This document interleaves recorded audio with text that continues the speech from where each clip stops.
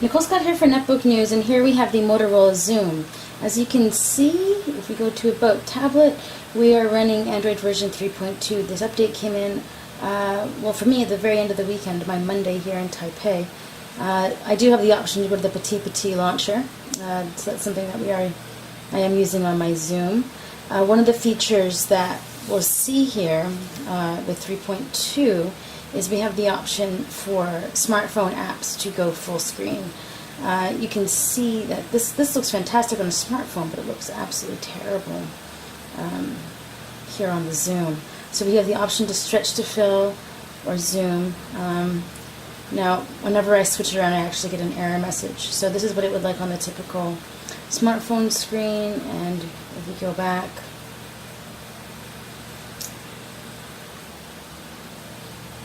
it'll stretch out here. This is in this small zoom button here down in the menu bar.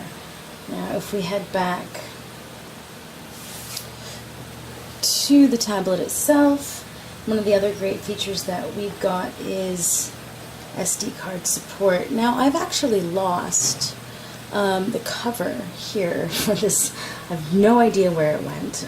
One day I just didn't have a cover for the top here. Sucks, but whatever. The SD card still can go in, no problem. So all we have to do is we'll go into settings, we'll go into storage. Okay, wait for this to calculate. Alright, so it's actually already mounted automatically. The first few times that I had to put in the SD card, I had to mount it. Now, I restarted my device twice, which seems to have gotten rid of a lot of the bugs with the SD card. But the second time I put in the SD card, the unit actually shut down. So I recommend restarting your tablet a couple times, and it'll probably work out for you there. So now you can see in the gallery the SD card actually pulls up the photos. Apparently I don't have very many photos. I should have quite a few. I've got a folder in there called Manta. So I don't actually see the folder in here, but what I do see in the album is this is on the external. So this is a time lapse of, let's try the native video player. So you can see this playing off the SD card. It's a bit slow. We're getting some pixelation. This is actually, yeah, we're getting some pixelation off of here.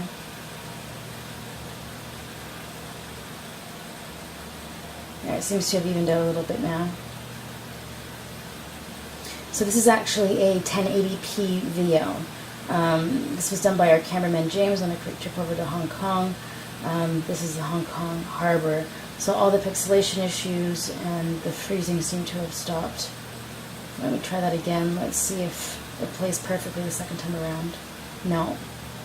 So it takes a minute for your video player to start reading properly off the SD card. So if you're looking to play 1080p video off the SD card, a little bit iffy. Let's go back to the home screen and let's see if I can find the Manta Ray folder that I had on that card.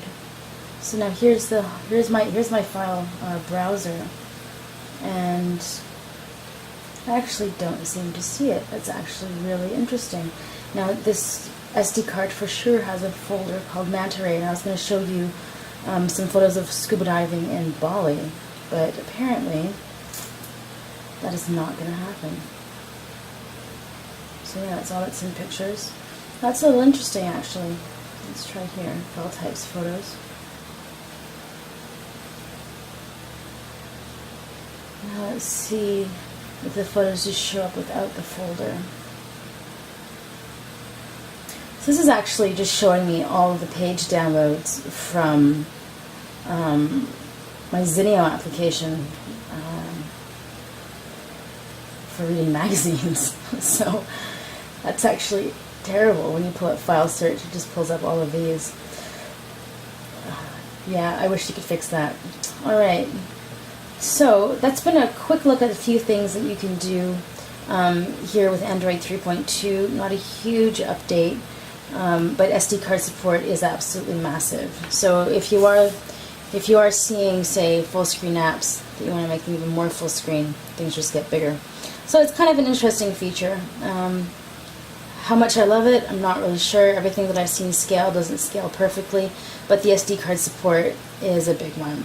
Alright, so this has been Nicole Scott for Netbook News, taking a look at Android 3.2 on my Motorola Xoom.